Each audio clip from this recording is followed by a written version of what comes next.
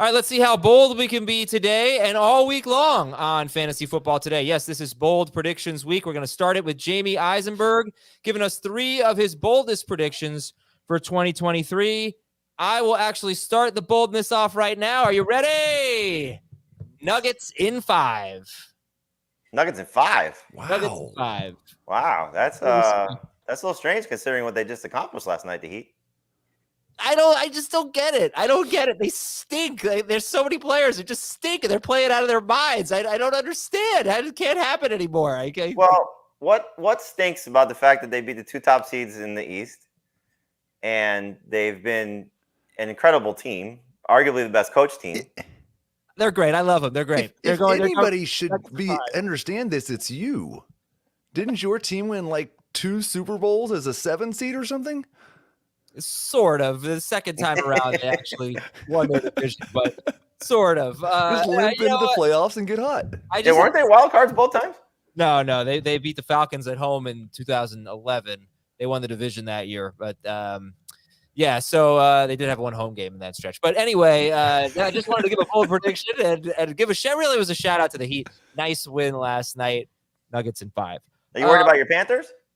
Yeah, I'm a little worried, but honestly, it doesn't really bother me that much as being a bandwagon fan. It's the nice part about being a bandwagon fan. Just get right off. I have to. Jamey, I did speak to a Canes fan last night who said, "We got Texas in basketball. We'll allow them to get us in baseball." Oh yes.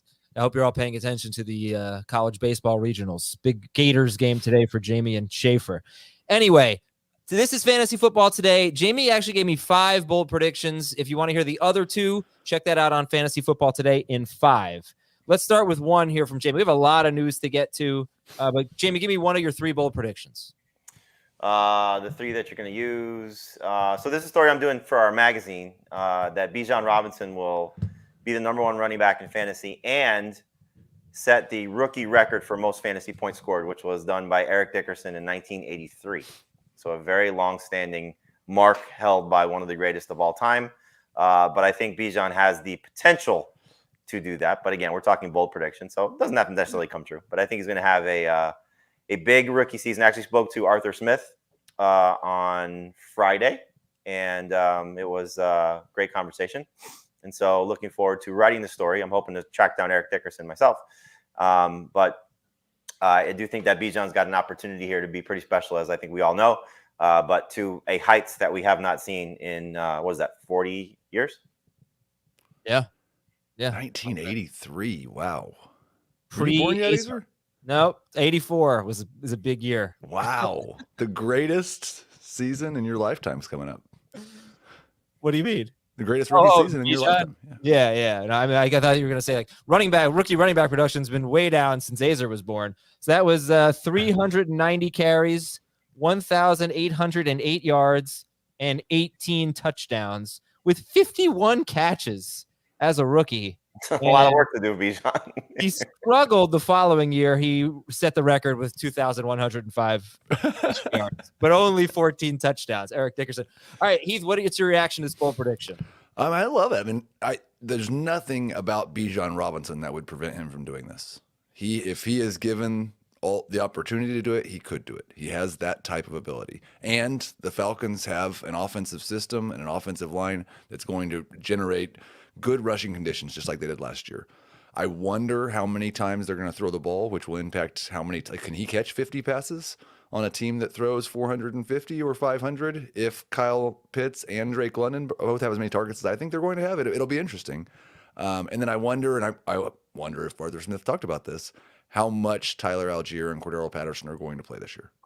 He did talk about that, and he expects them to have a pretty significant role. He wasn't going to tip his hand about who's getting this amount of carries, that amount of carries. He did say throughout the course of a game, in the course of a season, a guy gets a hot hand, and you like to ride that hot hand. I asked him, given the fact that he coached Derrick Henry as the offense coordinator of the Titans, and he said we would never ask anybody to do what we asked Derrick to do that year. He was basically Superman, and understandably so, meaning his last year that he was there, which was 2019. So it's a big stretch for Bijan to get to that level.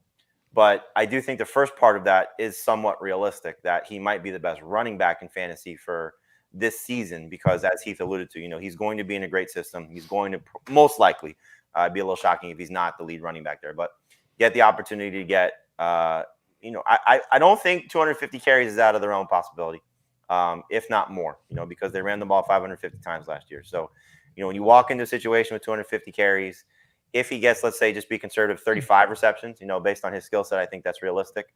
Then whatever he does on top of that, I think is, pretty fun. So it's a great opportunity for a rookie running back to step into and to potentially be the best in his first season, which is a little surprising. Here's a comment from Don. I just don't see it in today's NFL. Tyler Algier isn't just going away. Well, the last 4 games of the season, Algier had 17 or more carries in every game. And Cordero Patterson had 14, 8, 9, and 5 carries in those games. So he still averaged 9 carries per game, Cordero Patterson, while Algier was averaging, I don't know what, 70, almost 20 carries a game. So, I'm not sure what the split's going to be, Heath. It won't be 20 and 9, but there's probably room for 2. But what do you think? I mean, how big of a role could Algier have while Robinson finishes number 1, number 2, somewhere around there? Well, I think the third name that I said will determine that. Like, does Cordero Patterson play offense at all? Does he play running back at all? Is he just playing wide receiver and special teams now? If Cordero Patterson's playing running back, then Tyler Algier cannot also have a big role while Bijan is a top 10 running back. I don't think all 3 of those things work. The way I've got it projected right now is 337 total touches for Bijan and about 195 for Algier and Patterson combined. All right. So first bold prediction, Bijan Robinson will be the number 1 running back in fantasy and have the best fantasy rookie season of all time. Better than Eric Dickerson's 1983 season. Anybody know the last rookie running back to finish number 1? Saquon it is. In fact, we had a stretch 2016, 17, 18 where we had Zeke finish as RB2 as a rookie. Kareem Hunt and Alvin Kamara finished 3 and 4. And Barkley the next year finished number 1. So it was 3 straight years where at least one rookie running back was top 4. Okay, let me tell you, Adam, you have seen some great rookie performances. I have. Nothing like Eric Dickerson, but yes. Let me tell you about Morning Buzz on CBS Sports HQ. If you missed some of the action while you were sleeping, your sports day starts here with Morning Buzz. Highlights from all the top games and leagues, catch up on storylines and social buzz. Jump in and jump out. Morning Buzz runs all morning, starting at 9 a.m. Get it all for free on the CBS Sports app. Great way to catch up on Jamal Murray's missed 3-pointer at the end of the game against the inferior team that won game 2 and everything else. Jamey, did you go on Tron? No, we did not go to Magic Kingdom. We went to Epcot and Hollywood Studios. So it was a little impromptu trip. And we kind of planned it on the fly, but fun nonetheless. So very cool. Yep. Always fun. A lot of fried food at Disney. I was having this conversation with a buddy of mine. I think I eat the best in my life when I'm at Disney because I don't eat. Because like we wake up in the morning and I'm like, let's go. And my kids are like, oh, we need food. I'm like, no, we gotta get to the park. Let's go. And so I end up feeding them, but then I don't eat myself because I just want to get out and get there. And then it's basically like intermittent fasting because, I'll eat like 6 o'clock at night with dinner, whatever. And then I won't eat in the hotel and I won't eat all day until like lunchtime. So it works out better for me. I guess that's smart. Boy, I would have not enjoyed being your kid because like getting up at the butt crack of dawn to go to Disney. I'm like, come on, give me a break. No, it's not that early. The park opens at 8. Yeah, that's pretty early. You're there at 8? I tried to be. We failed, but we tried. You should be in line when they start taking money for parking. Like you should be when they're ready to let you in. You should be there ready to go. So the best thing you can do, honestly, if you can manage it, is and for me it's hit or miss, but right. If you can stay on property, you get early entry. So that's the best part of it. Yeah. Not all of us get guided tours. Let's go into the news and notes here. So this, I don't know that we have to talk much about it, but interesting story that came out, I think on Friday. Russell Wilson apparently declined trades to the Eagles and the Commanders in 2022. Boy, history changed so much with that move, going to the Broncos instead. That was according to Sports Illustrated. Let's talk prior about, to the season. Yeah.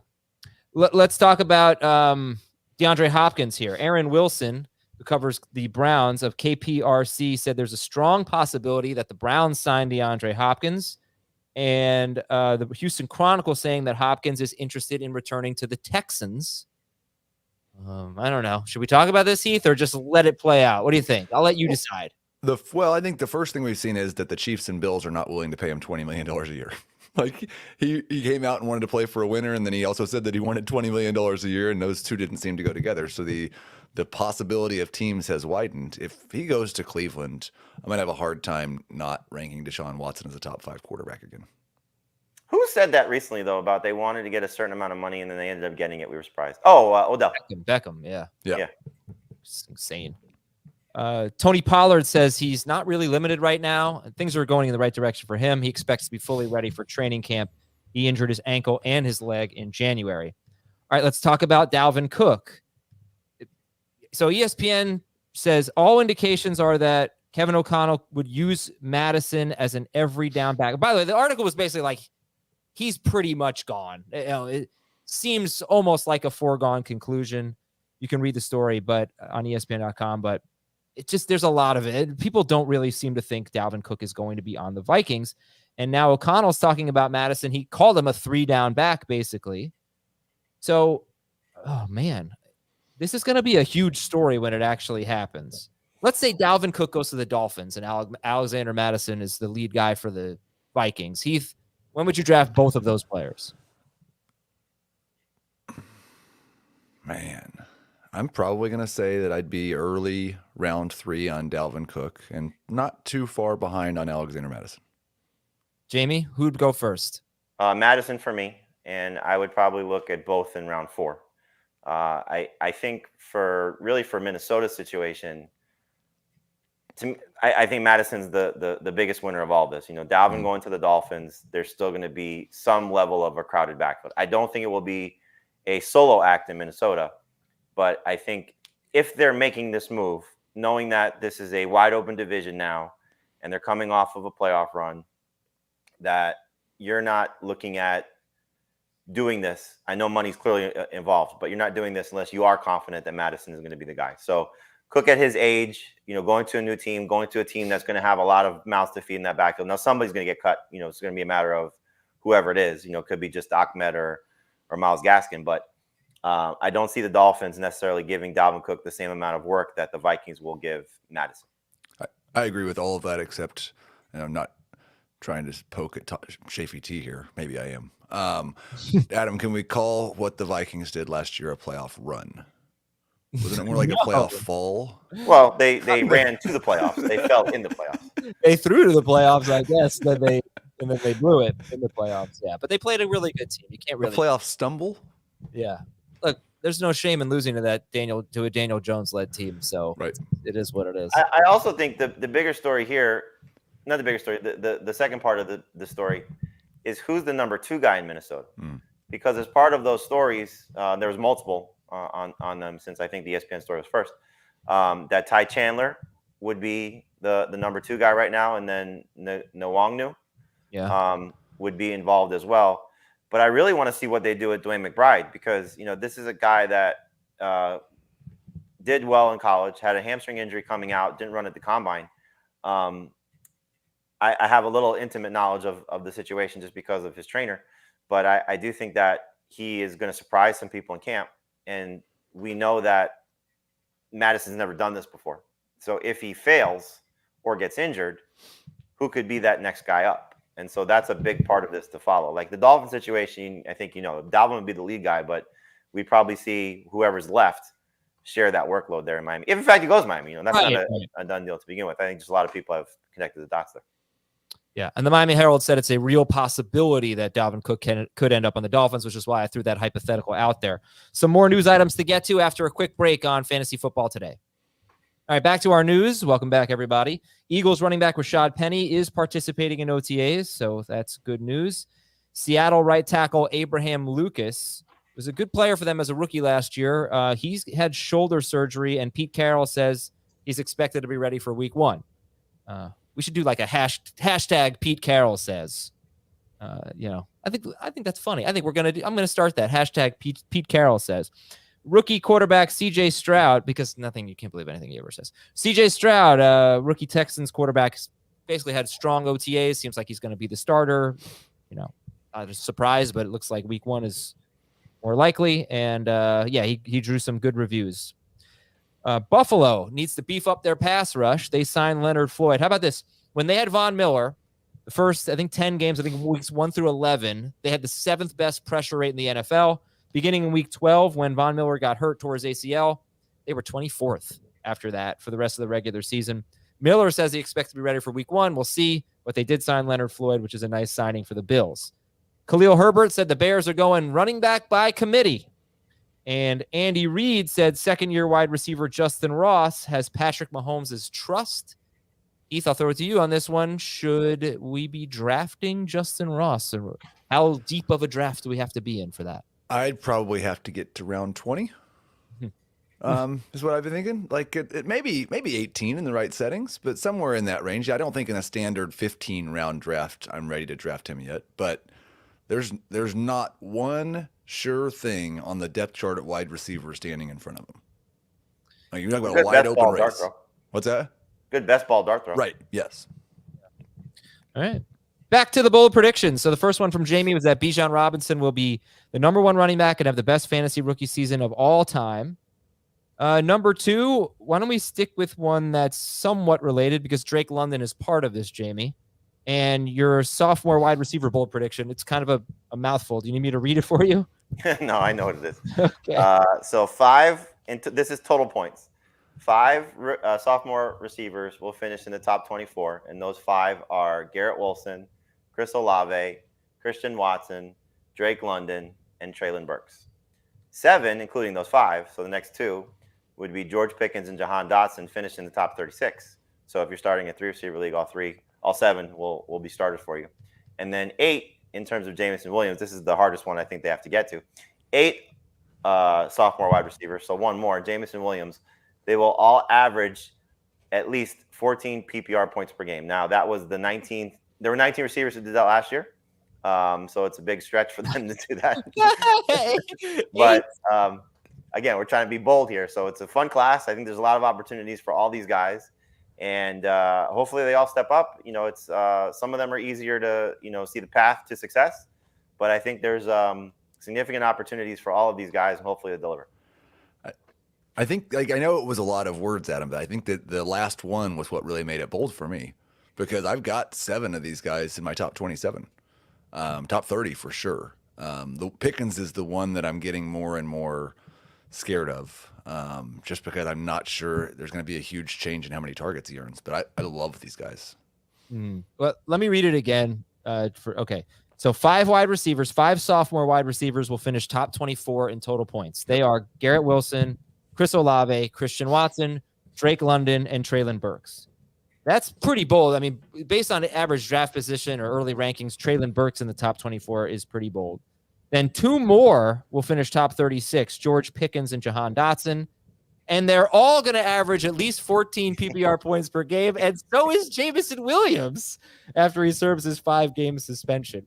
So really, he's also calling for one of the greatest wide receiver seasons we've had. Yes. Because 2 of those guys are going to score 14 fantasy points per game and not be top 24 wide receivers.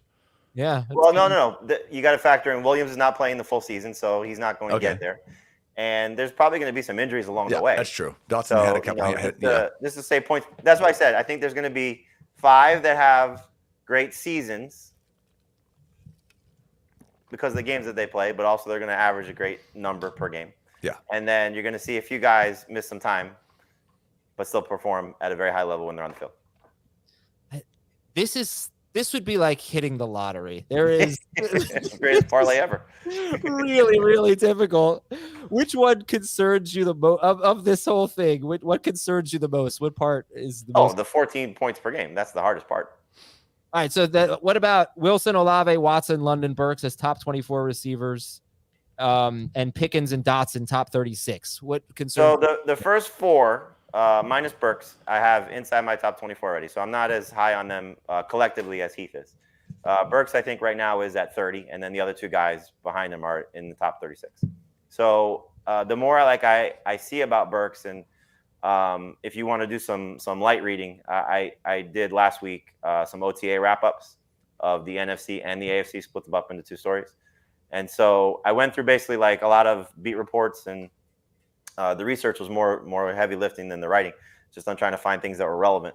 But, you just hear some great things about Burke so far. I think you've heard me reference that I spoke to Chico Conquo earlier this offseason. He was very high on him. Again, they're in shorts and in T-shirts. They're running against air. But you go back to last year. This time last year for him was an absolute disaster. He had the conditioning issues. Ended up finding out that he had asthma. I found one quote where he said, "I can breathe." When talking about what's the difference between this year and last year. There's so many targets available. A healthy Ryan Tannehill, I think, is going to be huge for that team in general, as long as he stays the starter, because Malik Willis was a disaster last year, as we saw from a passing standpoint, really from a quarterback standpoint. So maybe Will Levis, if he's a little bit better as a passer, that will help Burks. But I mean, there's really so many opportunities in this passing game for just chances to succeed. And so I would not be surprised if he's top three of this group. But you see again the path for all of these guys. There's just so many chances. And I'm with Heath. Pickens is somebody that I sort of waffle on between him and Dotson about who's next after that 5. And it's not that I don't think Dotson is talented, but I'm also concerned about his quarterback situation. Sam Howell has played one game. And is he going to be a guy that enhances his receiving core? This is a guy that ran for 800 yards his final year at North Carolina. Is he just going to be a guy that escapes the pocket? He's probably somebody we don't talk enough about, from a late round dart throw type of quarterback, because he could be a 2,800, 700 guy, based on, looking at like what Daniel Jones did, for example. He could be a Daniel Jones, yeah. Less of a passer, but more of a runner. But in any event, so those two guys are the ones that make me the most nervous. And obviously, if Jameson Williams was playing a full season, you certainly see the upside there. Which is why I kind of put him in the last category of just points per game. So if he plays to what his potential is, he could clearly be a star, but he's not going to get the total points based on his missed opportunities. Heath, isn't it easier from a projection standpoint to expect Treylon Burks to be a top 24 receiver than Drake London? Just such an easier path to targets, I think. And, and then you got the Bijan factor, who's going to have an 1,800-yard rushing season. Right. Isn't it easier to get Burks into that than London? I don't. Maybe it's harder for me to believe that the Titans are going to open up the passing game and throw more than they did last year. And I expect that the Falcons are going to throw more than they did last year, because they threw more when Desmond Ridder was the quarterback, and they've talked about how they have to throw more. But there is there's one less significant piece of competition for targets, but it's still just one guy. The number 2 wide receiver on the Falcons is Mac Hollins. There's absolutely no reason that Kyle Pitts and Drake London couldn't both have a 25% target share, or maybe one of them's 27 and one of them's 25. But there's not other guys to throw to. Okay. Speaking of target share, how about 2 wide receivers on the same team just crushing it? And Jamey, your last bold prediction that we'll get to today. Again, if you want to hear more, check out FFT and 5 about the Jaguars wide receivers. Go ahead. So the bold prediction is that Calvin Ridley and Christian Kirk will be the best wide receiver duo in the NFL from a fantasy perspective. But the ones that I think would have to leap over, because I think it's easy to say based on how we have them ranked. That's kind of the way I approached this, was Jamar Chase and T. Higgins, Devontae Smith or A.J. Brown and Devontae Smith, to be respectful, and Tyreek Hill and Jalen Waddle. I think those 3, based on fantasy duos, go into the season as the best trio. Now, there's obviously some other teams and some guys you could throw into the mix, and certainly up for debate. But let's have some fun with the Jaguars guys. And if Calvin Ridley can return to form and Christian Kirk can sort of build off what he did last year, I do think that Trevor Lawrence is going to have a big season. So the way that I sort of stumbled upon this was in the 5 that I gave you. I was trying to think of just some that are fun, and I was like, I want to do a Trevor Lawrence bold prediction because I think he's going to have a great season. And so I gave you the Anthony Richardson one, which we'll talk about on the other show. So I don't want to give you too many quarterback ones. So I was like, let's get a Jaguars one in here somehow. And okay, let's look at the receiver. So I think these guys are going to have huge seasons. To what level, we'll find out. The other way I was sort of toying with this was, are they going to be the new, because you've heard me say this a few times, are they going to be the new Mike Evans and Chris Godwin, in terms of how they produce, in terms of one guy, big play threat, one guy catching a lot of passes. But I think taking it to another level was just a little bit more fun. So if Ridley and Kirk are the two top dogs by a significant margin for Trevor Lawrence, no Evan Ingram, no Zay Jones, no running back involvement, and we are getting 150 targets for both these guys, which is clearly a stretch, but I think they can have just absolutely monster campaigns. So, Heath, I'm going to throw out some stats for you here. Looking at Trevor Lawrence, who did so much of his fantasy damage in 2022 in a 5-game stretch. It was by far the best 5-game stretch of the season for the Jaguars offense. And Lawrence was on pace for 4,913 yards, 44 touchdowns, 3 interceptions. So a best case scenario for Lawrence, I could see him flirting with 5,000 yards in 17 games, 4,900 yards. I could see it. 44 touchdowns, 3 interceptions, not going to happen. But if you just look at the yards, he averaged 38.4 pass attempts per game. In those 5 games, Christian Kirk was on pace for over 1,300 yards. Zay Jones was on pace for over 1,400 yards. And they both had a target share between 24% and 26.6%. Evan Ingram actually had a 20% target share in that stretch, but really nobody else got targeted. So can you see a 4,900-yard season from Trevor Lawrence? And if he gets there, what do you think about Jamey's bold prediction that this is the best receiving duo in fantasy? Okay, I'm going to address 2 things. First yours, then Jamey's, because I do think, like, if you look at the best 5-game stretch of every quarterback in the NFL over the last 10 years, a lot of them would have projected for a 4,900-yard season the next year. There are a lot of quarterbacks. What? I'm aware. I'm asking. Okay. I just wanted to make sure everybody else was as well. I'll go on record say I think Trevor Lawrence can throw for 4,900 yards. The thing that I like the most about the bold prediction is I think that the talent is there. Like, if Trevor Lawrence becomes the quarterback that he was projected to be and has one of those, like, he could do that. Calvin Ridley, we've seen him be that guy. Christian Kirk was a borderline top 12 wide receiver last year. The talent is there. The thing I think the where it gets into trouble is it's kind of the opposite of the Atlanta situation. There'll be a lot more pass attempts. That's one way it's the opposite. But also, I don't think there's going to be 2 guys with a huge share of the targets, because I do think that Evan Ingram's going to be involved, and I do think they're going to throw it to their running backs a little bit. And I do think Zay Jones seems to still be a big part of the plan. So, but I've come around more and more on the Kirk-Ridley combo, and I think I have them both inside my top 24 now. But, I mean, obviously it's bold. That's the reason. Yeah. It's funny. The hardest thing about this is it's not them.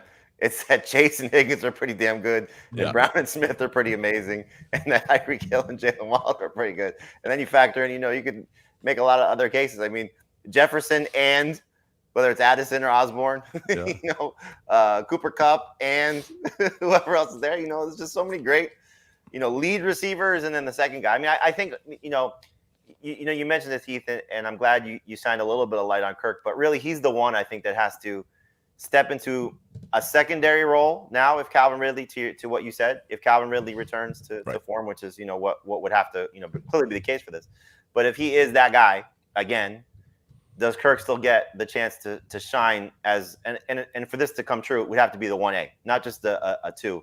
He would have to clearly be better than Jones, clearly be better than Ingram. And then really being like that. Because I think you're right, Adam. You can see Trevor Lawrence doing everything he needs to do with the heavy lifting to make these guys successful. The offense should allow these guys to be successful. It's can these 2 receivers, one get back to a level, one, sort of adjust himself and then get to another level as well. And that would be, I think, the hardest part of this. Yeah. By the way, last year, I just looking at this now, Tyreek Hill and Jalen Waddle destroyed in this category. They had over 3,000 total yards, 3,000 receiving yards combined. Of course, Chase and Higgins both missed time with injury. The second best duo would have been the Eagles guys, Brown and Devontae Smith. They were around 2,600, I think. But the reason I just brought up that 5-game stretch is because if there is a scenario where Trevor Lawrence throws for 4,900 yards, I just wanted to see what it might look like. And you had Zay Jones actually lead the team in targets. He had 26.6% target share. Was amazing in those games. Christian Kirk, 24%, Evan Ingram, 20%, and Travis Etienne had 9 targets in those 5 games. Who is the the Texans come to mind for me, but the worst duo? Oh, could be the Giants, honestly. I mean, for sure. Well, I don't know. Texans could have been. Brandon Cooks. Yeah, we're not counting Darren Waller. Cooks is not with the Texans. No, you mean who's going to be this year? Who was last? This year. Oh, I'm sorry. I thought you meant last year. No, we could find out who the. So we got Nico, Robert it's hard to Woods, and Tank Dell, and Mechie. A lot of unknowns there. Yeah. I'm more certain that the Giants are bad, but the Texans could be worse. You underestimate Darius Slayton. He's not that bad. So I for the magazine and for the site, so little peek behind the curtain for those of you who don't know. When you click on a player page and you see those player outlooks, we write all of those player outlooks. Myself, Heath, Dave, Dan, Chris, Adam doesn't know how to write, so he doesn't do this. But we do all those player outlooks. So I have the NFC East and the AFC East. You have the West. The West. Dave does the South, and I think Chris and Dan split the rest, or split the North. So I was doing the Giants player outlooks the other day, and Slayton actually wasn't horrible. It's funny because he got overlooked by what Richie James and Isaiah Hodgins did at the end of the season. But there was a stretch before those guys where he was producing fairly consistently. He missed a portion of the season, but he's very, very intriguing. It's clearly not somebody that you're going to target on draft day, but if Wan'Dale Robinson and Sterling Shepard aren't back, and you're talking about Jalen Hyatt trying to fit some role, he was asked about this. Where does he feel most comfortable, playing in the slot, playing outside? I think it's pretty clear at this point that Hodgins and Slayton are the two outside guys. And so Hyatt's going to have to fight with, and this is going to sound funny, but he's going to have to fight with Paris Campbell, I think, for the slot role if those other two guys aren't healthy. It's so many moving parts with this passing game. But I do think that Slayton and Hodgins is going to get the one that is going to be the one that gets the most attention. But Slayton's not a bad dart throw either with a late round pick. Bold prediction. Here we go. And we got to your emails.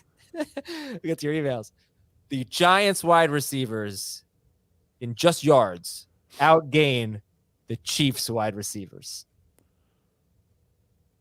Interesting. Yeah, I don't know why. Okay. All right, let's take a break. I've gone crazy. It is speaking of that, it is a funny exercise that if it was any other quarterback looking at that group in Kansas City, you say I'm not drafting that guy. No. And here we are. He's number one for everybody. I mean, are the Chiefs going to have an 800-yard receiver? Does it matter? No, it doesn't. But the Giants have, I think, a better chance of having an 800-yard receiver than the Chiefs. No, I wouldn't say that, but not much worse. All right, enough Giants talk. We'll be back with your emails, fantasyfootball@cbsi.com. Stick around. All right, here we go. A few emails, emptying the inbox here. We got some great Dynasty emails that I hope Heath is able to read on his special Dynasty show on Tuesdays. Check it all out, youtube.com/fantasyfootball today. If you want to watch it, youtube.com/fantasyfootball today. You can also hear it just on this podcast. All right. Anyway, first email comes from Scott from the land of the second greatest switch hitter in baseball history, Eddie Murray. Well, is that Baltimore? Or I don't know where Murray's from. But Scott is having problems reconciling why Quentin Johnston is not ranked higher in Dynasty than Jackson Smith-Njigba and Jordan Addison. His quarterback is far superior to JSN's and Addison's, and his ascension to wide receiver one is clearer than that of those two. And by the way, Dave said he does have Johnston ahead of Addison, not JSN. But Heath, what do you think? I think it's more, and we've talked about this on the Dynasty show a couple of times. He's right. There's the upside there playing with Justin Herbert. If he becomes the true number one for Justin Herbert, he should be.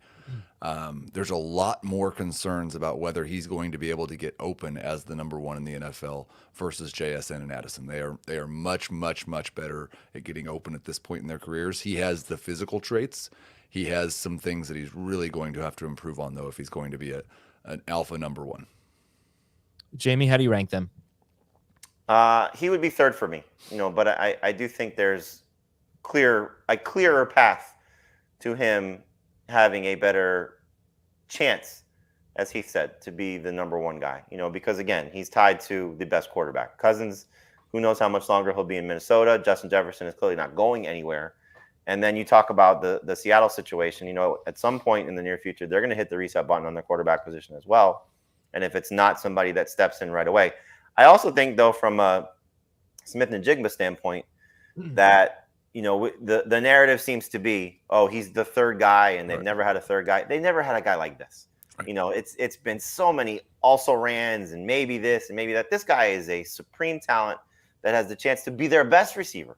As good as DK Metcalf has been, as good as Tyler Lockett has been, this pedigree is better than both those guys. And so we'll see if he takes advantage of it and gets a chance to be special. So I would put Smith-Njigba and Addison ahead of Quentin Johnson for now, because exactly what he said is his route running, I think, still needs to, improve, and the ability to, separate is going to be a big part of his game. But clearly you like the guy tied to the best quarterback, and that's easily Quentin Johnson over what we see from those other two guys.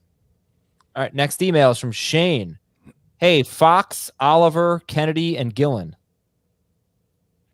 Fox, Oliver, Kennedy, and Gillen. Jamey, you should know this one. I don't. They're Jamey's. Okay. How do you not know that? Grade these trades, half PPR Dynasty League. My top receivers are Higgins, Garrett Wilson, Keenan Allen, and Drake London. I traded Jahan Dotson and a mid-2023 second-round rookie pick for Dameon Pierce and Rashad Penny. Oof. I'll say D+. You don't like D+ on a trade? I'd rather have Dotson than Pierce and Penny in Dynasty. And he gave up a second, too. Okay. Wait, he got Dotson or he traded Dotson? He traded Dotson. Look, he has Higgins, Garrett Wilson, Keenan Allen, and Drake London. So he's trying to upgrade a running back. He traded Dotson and a mid-2023 second-round rookie draft pick for Dameon Pierce and Rashad Penny. I think, look, on the surface, you don't want to give up a young receiver for any running backs, because just the return on investment is never going to be great.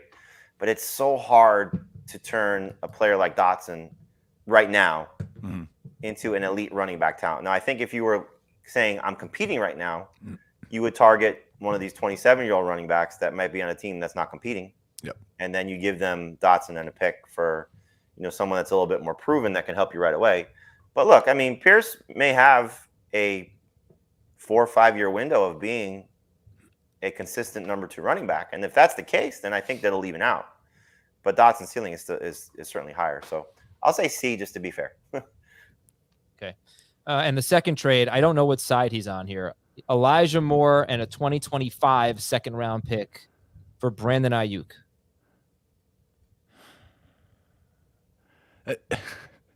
That's the thing we didn't talk about with Hopkins and possibly going to Cleveland. Like, is Elijah Moore going to get overlooked again after we thought he finally got somewhere they wanted him to be? I think I'd still rather have the Moore side.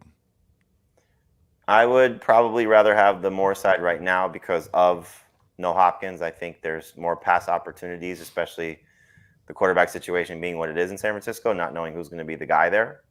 But yeah, obviously, if Hopkins goes, forget about it. You want Ayuk. All right, next question is from Aaron from Saskatoon, Saskatchewan, Canada.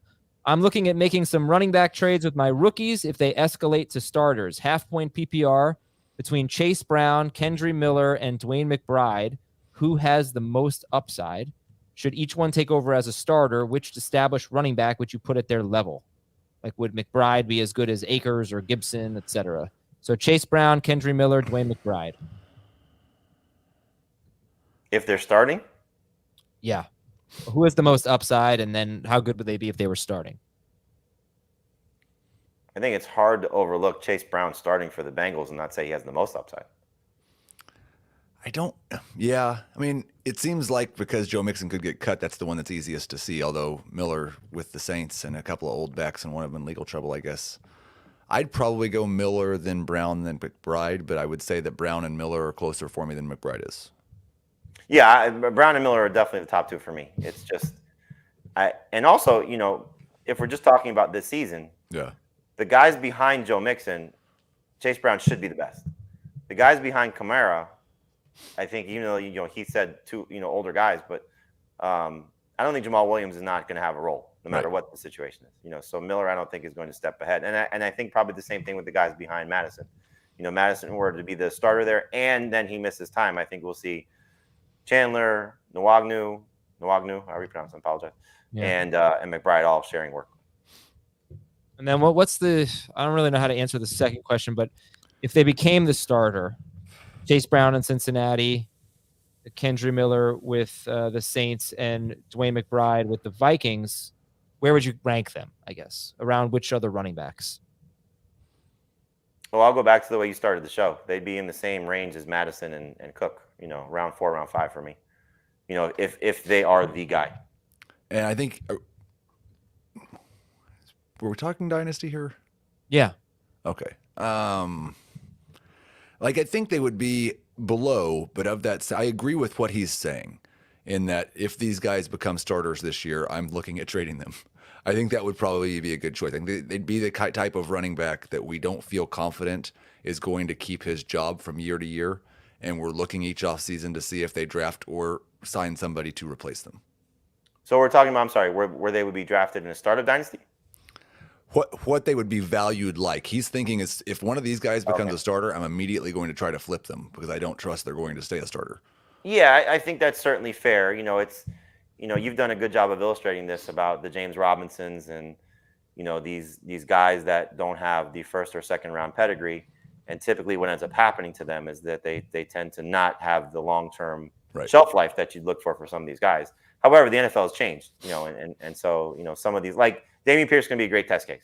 If he has another smash season, he's not going anywhere, and maybe looking at a chance at a second contract with the Texans, as opposed to what we've seen from some of these guys in recent years, where there's very rarely an Arian Foster, that has a chance to, have some longevity with the team that they're on, despite not being targeted, as a guy in the draft.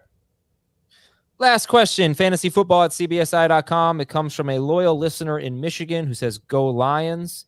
This is a 12-team full PPR Superflex keeper league, and it's 4 point per passing touchdown. 1 round deduction for each year a player is kept, and we keep 2 players. And to answer the first part of your question, definitely keep Patrick Mahomes. Definitely take Patrick Mahomes. So you have the first pick, and he says if he waits to the 2-3 turn, the top 15 will be off the board. So take Mahomes. The keeper options are Kelsey in round 1, Breece Hall round 3. Remember, this is super flex.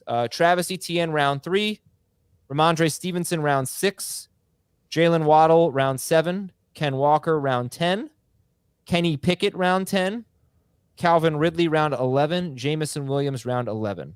Pick 2 of them. The only confusion I have here is if he keeps Kelsey, does that mean he can't draft Mahomes? I would say yes. All right, then don't keep Kelsey. But right. Agreed. Okay, then who would be the 2? I would probably go Waddle and Ridley. And you're starting with a quarterback. I mean, the value on Ramondre's was pretty good. Ken Walker's value is still pretty good, despite the fact that he could be in timeshare. But to me, I'm keeping the sure things of what I think those 2 receivers will be able to do at that cost. It was 3 for me. It was Waddle, Stevenson, or Ridley. So yeah, let's just go Waddle and Ridley to make it easy. That's what I was going to say. All right. Well, thank you for watching and listening, everybody. We've got a lot more content coming your way this week. We've got Heat's bold predictions, Dave's bold predictions, my bold predictions, plus Beyond the Box Score. That will be a bonus episode that you'll hear over the weekend, or you can watch it live. I think Matt Harmon is joining us. So that should be a great one with Jacob Gibbs, and that will be on Wednesday at looking like 1 p.m., but Eastern. Stay tuned for that. You can watch it, youtube.com/fantasyfootball today, or just wait for the audio to be released over the weekend. Tomorrow, Heat's Dynasty Show at 11 a.m. Eastern. Great stuff. Keep sending your emails, fantasyfootball@cbsi.com. Nuggets in 5.